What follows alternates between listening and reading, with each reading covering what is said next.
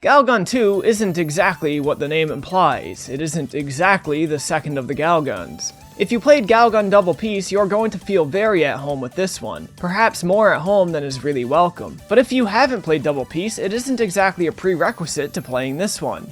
So what is Galgun? Well, Galgun is an ongoing on-rail shooter franchise with emphasis on fan service and romancing mechanics, developed by Inti Creates and published by P-Cube.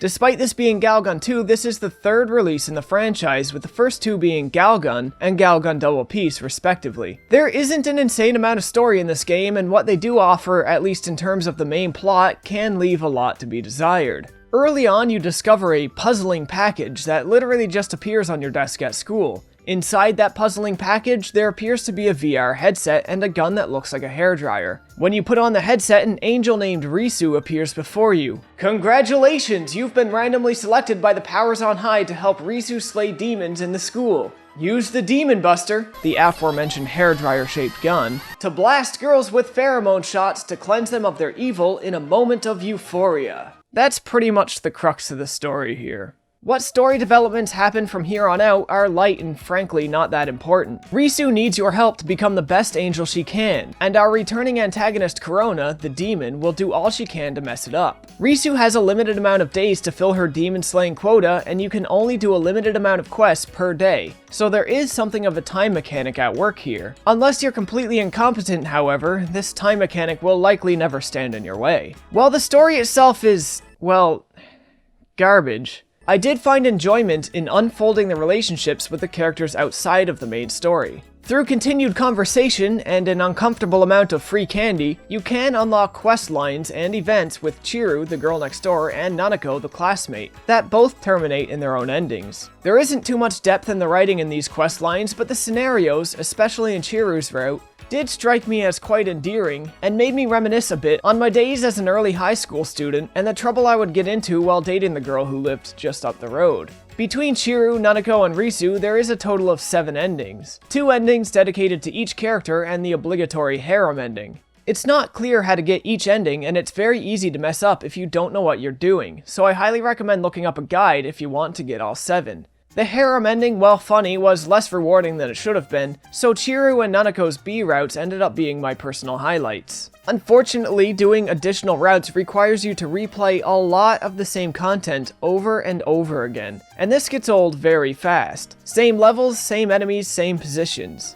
Thankfully, completing routes is no longer tied to dialogue choices, so you can always pick the answers that you find most entertaining, or skip conversations you've already had, without any consequence to story progression. I think you guys want me to be mean to the angel girl, and I think that's probably the meanest. Round 1 for sure. Thanks to this, completing most routes can be done within 1 to 2 hours. In total, I did spend around 20 hours getting all 7 routes, but this involves no shortage of pointless time wasters on the side. Additional playthroughs do not unlock new stages or mechanics, so the only purpose to replay is to get a different ending. I'd say at the 10-hour mark, I had seen everything the game had to offer, and the remaining 10 hours were rather boring as a result. There are no difficulty settings, and once you know what you're doing and upgraded your weapon a couple of times, the game becomes too easy to be anything other than boring on repeated playthroughs. I wasn't expecting more, but it would be nice if we could raise the bar of expectation for this series. But enough about all that. How do we go about completing these routes or meeting Risu's demon slaying quota? Well, the gameplay is incredibly simple. Risu's quota is essentially your in-game score, and your score is based on your performance and how many demons you kill or capture. When in-game, you cannot move at all. This is a gallery shooter. Girls run at you in large amounts, trying desperately to make you their betrothed, and they can do this a number of ways. If they get close enough, they will thrust love letters at you, tackle you for kisses, knock you down, and do this. Or simply shout their affections at you from a distance. Using the left stick to aim and X to fire, you must "Begone, tots!" the girls around you. When dealing with their shouted affections, you can shoot them down one character at a time, or target the red characters to take out the whole string. Firing directly at the girls will cause most of them to fall in just a couple hits, but you can take them out in one if you target their weak spot. As you pass your reticle over a girl's body, you will see words pop up when you scan specific areas. These identify their weak spots and are generally found on their legs, waist, breasts, or face. Hitting a girl's weak spot will drop her faster than she's ready to drop her panties for you. Some girls are protected, however. Some girls have small demons latched onto their body, which need to be shot off individually. These demons provide a shield for the girls, preventing your shots from making it through until they're all removed. When the demons are removed, make sure to take care of them, as they will regain consciousness and latch on to other girls in the area if you're not quick enough to dispose of them. Sometimes these girls and demons are far away or really small on the screen and can be hard to hit, so using triangle and square you can zoom in and out as necessary. You can also enable gyro controls for better aiming when zoomed in, but personally I found them a bit of a hassle, so I disabled them. Pushing up and down on the right stick will heighten and lower your perspective, where L and R will lean you to the left and right. Your Demon Buster also has a suction ability mapped to L2 to suck up mini demons with, and when it's powerful enough, you'll even be able to remove a girl's clothes with it. Suction power is not infinite though. It will need to be charged through good performance or by hitting Mr. Happy scattered throughout the stages. Also scattered throughout the stages are these mini amiibo-looking versions of Corona. Shoot these to make more mini demons appear if you're looking to maximize your score in each stage. If you zoom in on a girl's face and she's close enough, you will make eye contact with her. This eye contact fills the love gauge, and when the gauge is full, firing on a girl will take out everybody in the vicinity. And lastly, there's the panic button. Hit the touchpad during gameplay and you'll launch this little mini game. It's interesting, but I couldn't get much use out of it. The controls in this game are very awkward to start, but you get used to it as it goes along, and eventually it will feel like second nature. One thing that did really disappoint me at first is that the game is very obviously built with VR in mind. Ultimately, this doesn't mean too much for the gameplay, but levels feel like they took a small step in the wrong direction. Previously in Galgun, when you finished defending yourself in one area, there'd be a small animation of you running to the next area and the next encounter starting. I would often use these moments as my last few seconds to scout out and collect items I missed during battle.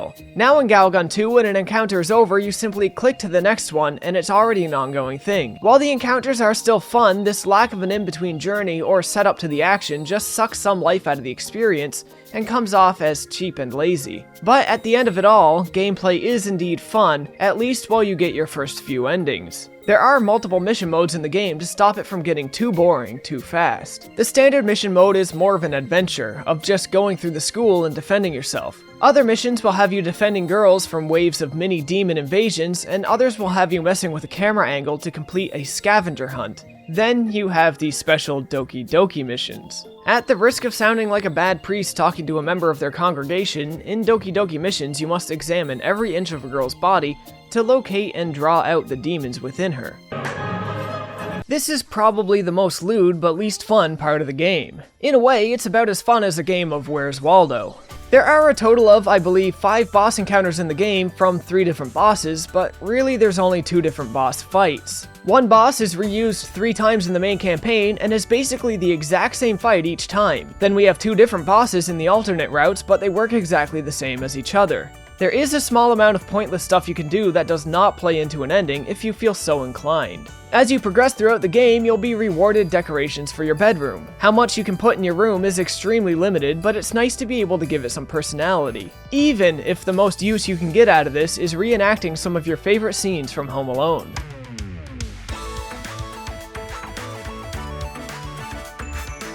If there's a student you have your eye on who doesn't have her own side quest and you want to Doki Doki her, there is a way to do this as well. Each student has what's known as a free quest. If you complete her free quest, you can get her phone number. With this, you can invite her out to a bunch of different places. From here, you can talk to her, put her in poses, change her uniform, suck her clothes off, or seduce her with candy. After enough candy, you can invite her back to your house and, of course, Doki Doki her. From a technical level, this is an okay looking game, but there's really nothing great going on here. I can say the game is bright and colorful and that the character models, physics, lewd factor, and environment are all improved over Double Peace, but there's still nothing too amazing. Especially not on close inspection. These hips, I mean... The game generally runs fine as well, but you will see frame drops from time to time when starting new levels or when lots of girls spawn at once with mini demons attached to them. The sound design in the game is subpar.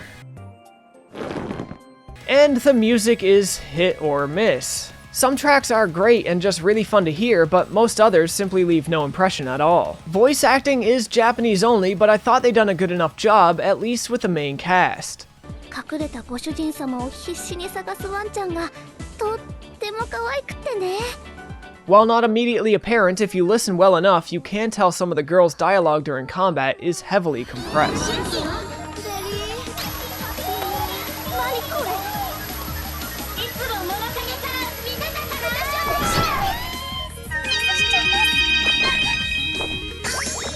Animations are mostly good, but boy is it limited in places I wish it wasn't.